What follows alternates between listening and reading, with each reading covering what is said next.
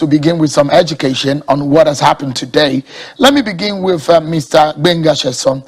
As an expert, help us make sense of what this move by the federal government means.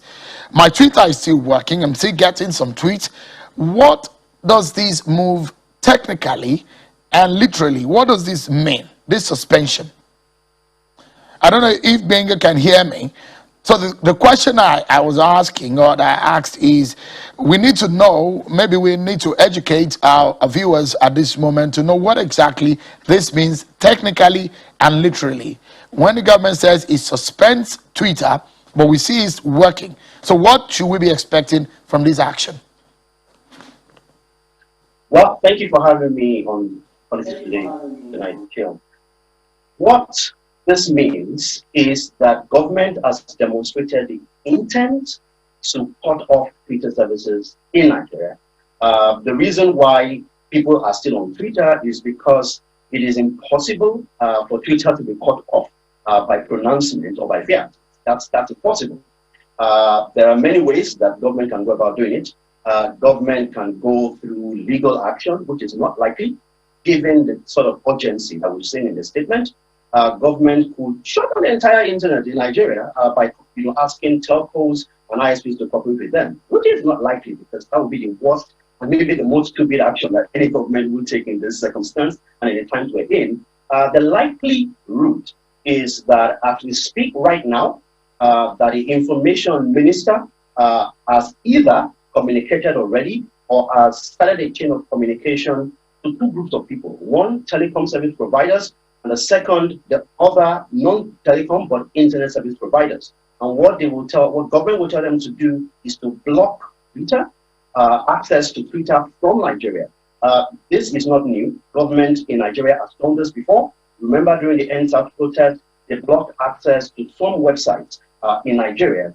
So they could do that in many ways, technical DNS blocking or other ways. And that is what I believe they will now be working towards. Of course, the reaction to that from the telcos and the ISPs is another matter entirely. But what is also very interesting, Shil, is that this instruction is coming from the Ministry of Information to the NBC and asking the NBC to license over the top services or people providing services over the internet.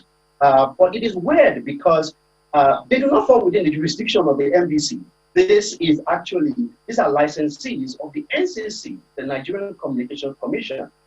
So I think we need a lot more information from government, on how exactly they want to do this, because it sounds to me right now like, an empty barrel that is really making a lot of noise. If I get you right, Twitter will still be working. People will still be able to have access. Yes. People can have access even if government goes ahead to block Twitter in Nigeria. That's what circumvention is all about. Basically, all you need is to download a VPN. There are many VPN apps. There are many people who provide, that service either for free or at the cost, or some for free. And using that VPN on your mobile device or on your any other device, you can still gain access to Twitter. So in a way, it's a waste of time and resources for government to think it can block people from using Twitter in Nigeria. It's like a cat chasing its own tail. It's not going to happen. It's not possible because circumvention is definitely an option for people that want to use Twitter. Get into the matter which led to this face-off between the government and Twitter. My other guest here, Mr. Adamu Garba, is one that is perhaps happy at this moment because you've been fighting Twitter and you're not happy with the operations of Twitter, and you're happy today, isn't it? Yes, I'm happy, seriously. And it's clearly showing that actions cannot just happen without consequences. And Twitter, if you study their mode for the last 2 years, they have been more of an anti-Nigerian force, pro-destruction of Nigeria, than actually a platform that's supposed to advocate for freedom of expression of Nigerians.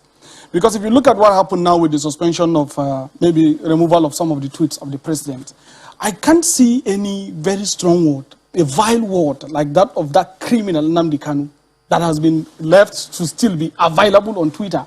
Meanwhile, a president of a country who is democratically and legitimately elected to be the leader of a nation, making a statement, talking, giving a language, we will communicate in the language that they understand, and that becomes a very serious issue to Twitter and violating their rules. We don't know what kind of rule is that, and then they decided to embarrass the country, not the president.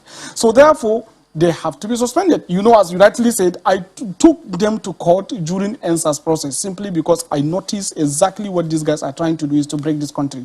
They tend to amplify a lot of fake news and rise a lot of tension in the street, making the country to be more destroyed. So the best solution is to see how we can arrest them. And we did that.